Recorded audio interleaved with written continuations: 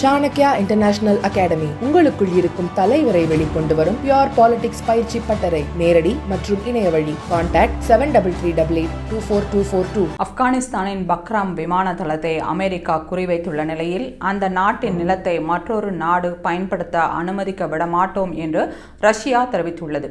ஆப்கானிஸ்தானின் பக்ரம் விமானப்படை தளத்தை மீண்டும் தங்களிடம் ஒப்படைக்கவில்லை என்றால் மோசமான விளைவுகளை தாலிபான் எதிர்கொள்ளும் வேண்டியிருக்கும் என்று அமெரிக்க அதிபர் டொனால்ட் ட்ரம்ப் சமீபத்தில் எச்சரித்திருந்தார். இந்நிலையில் மாஸ்கோவில் நடந்த கன்சல்டேஷன்ஸ் ஆன் ஆப்கானிஸ்தான் நிகழ்ச்சியில் கலந்து கொண்டு பேசிய ரஷ்ய வெளியுறவுத்துறை அமைச்சர் லாவ்ரோவ், எந்த ஒரு சூழ்நிலையிலும் ஆப்கானிஸ்தானிலும் அதன் பக்கத்து நாடுகளிலும் மூன்றாவது நாடுகளின் இராணுவம் நிலைநிறுத்துவதை ரஷ்யா உறுதியாக நிராகரிக்கிறது. மற்ற நாடுகளின் இராணுவத்தை ஆப்கானிஸ்தானில் நிறுத்தினால் அது ஆப்கானிஸ்தானின் ஸ்திரத்தன்மையை பாதிப்பது மட்டுமல்லாமல் புதிய மோதல்களுக்கும் வழிவகுக்கும் என்று எச்சரித்துள்ளார்.